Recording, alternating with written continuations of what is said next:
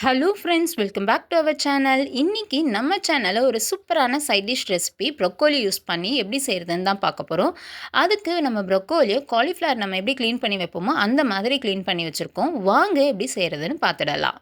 First ஒரு பாத்திரத்தில் கொஞ்சம் தண்ணி சேர்த்து அதுக்கு தேவையான அளவு உப்பு, கொஞ்சம் மஞ்சத்தூள் போட்டு தண்ணி ஒரு கொதி வந்ததும் அதில் நம்ம எடுத்து வச்சுருக்கிற ப்ரொக்கோலியை சேர்த்து எல்லாத்தையும் நல்லா மிக்ஸ் பண்ணி விட்டுடுங்க. ரொம்ப ஹை ஃப்ளேமில் இருக்கணும்னு அவசியம் கிடையாது, மீடியம் ஃப்ளேம்லேயே இருக்கட்டும். அது அப்படியே ஒரு 2 நிமிஷம் அந்த தண்ணியிலேயே இருக்கட்டும். அதுக்கப்புறம் ஸ்டவ் ஆஃப் பண்ணிவிட்டு மூடி போட்டு ஒரு 5லேருந்து 10 நிமிஷம் அப்படியே விட்டுடணும். அப்போ தான் அதில் எதுவும் புழு இருந்துச்சு அப்படின்னா அந்த புழு தனியாக மேலே மிதங்கி வரும். நம்ம அதுக்கப்புறம் ப்ரொக்கோலியை தனியாக எடுத்துடலாம். இப்போது நம்ம ப்ரொக்கோலி எல்லாமே ரெடி ஆகிடுச்சு. அந்த தண்ணியிலேருந்து நம்ம ப்ரொக்கோலியை மட்டும் தனியாக எடுத்துடலாம். இப்போ நம்ம இதுக்கு மசாலா எப்படி செய்கிறதுன்னு பார்த்துடலாம். ஒரு பேனில் 2 டேபிள் ஸ்பூன் எண்ணெயை ஊற்றிக்கோங்க.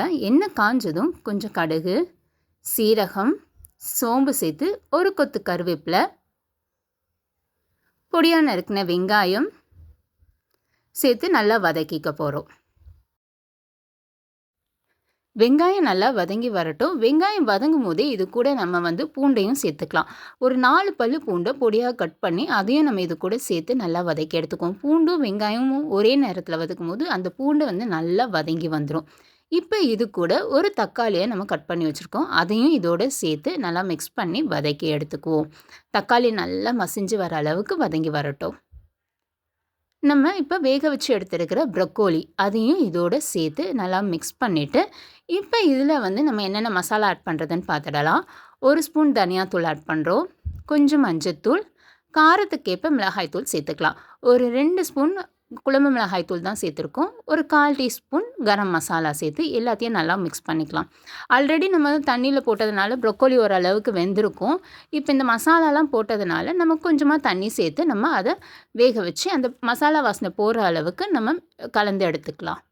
எல்லாத்தையும் நல்லா ஒரு தடவை மிக்ஸ் பண்ணிவிட்டு இப்போ உப்பு பார்த்து சேர்த்துக்கோங்க. ஆல்ரெடி நம்ம வேக வைக்கும்போது கொஞ்சம் உப்பு சேர்த்துருக்கோம்.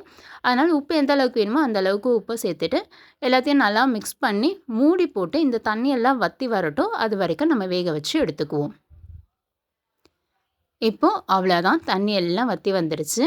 இதை நம்ம கொத்தமல்லி இலை போட்டு இறக்கிட்டிங்கன்னா அவ்வளோதான், சூப்பரான காலிஃப்ளவர் மசாலா ரெடி ஆகிடுச்சு.